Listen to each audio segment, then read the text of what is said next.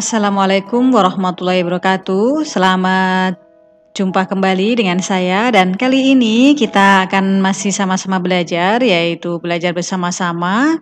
Dan kali ini saya juga akan berbagi dengan jawaban soal di TVRI pada kalian semuanya di kelas 4, 5, dan 6 pada hari Selasa tanggal 28 Juli 2020. Terima kasih kalian sudah subscribe dan klik tombol loncengnya sehingga saya masih semangat sampai hari ini membuat video-video ini. Kita langsung saja ke soal yang pertama.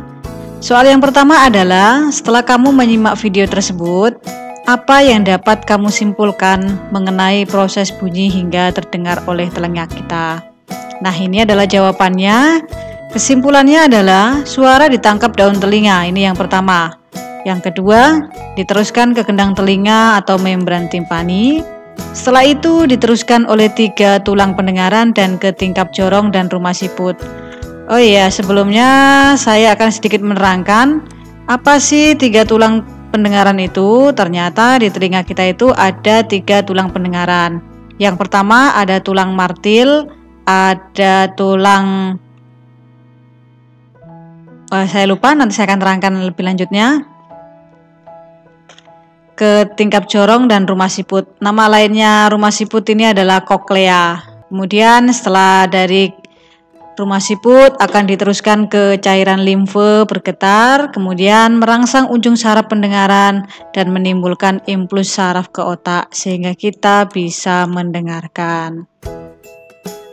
Nah, itu adalah proses dari kita mendengar sampai kita bisa mengartikannya sebenarnya itu suara apa. Selanjutnya kita langsung ke soal nomor 2. Soal nomor 2 adalah, setelah menonton video tentang bunyi dan sifatnya, sekarang coba lakukan percobaan sederhana di rumah dengan menyiapkan 3 gelas kosong yang terbuat dari kaca.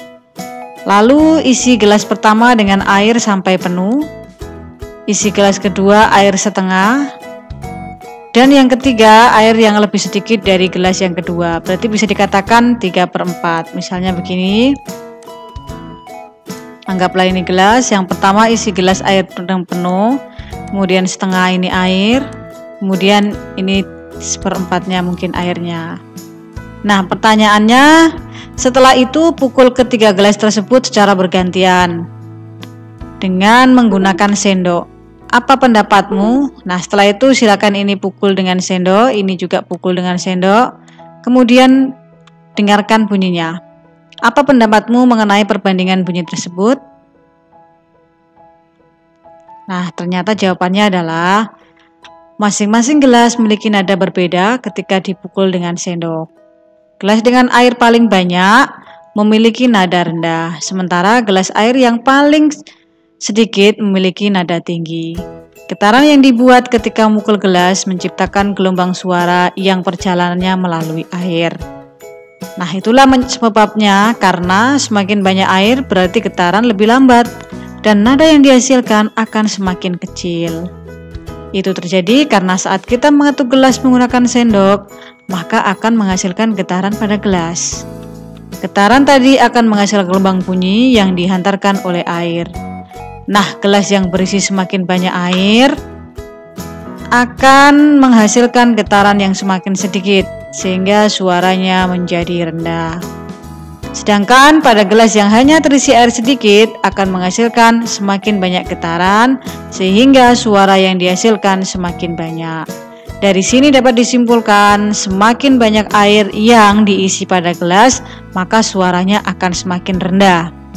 Dan semakin sedikit air yang kita isikan ke gelas, maka menghasilkan suara semakin tinggi. Terima kasih, itu adalah soal TVRI hari ini untuk kalian kelas 4, 5, dan 6 pada hari Selasa tanggal 28 Juli 2020. Sampai jumpa. Wassalamualaikum warahmatullahi wabarakatuh.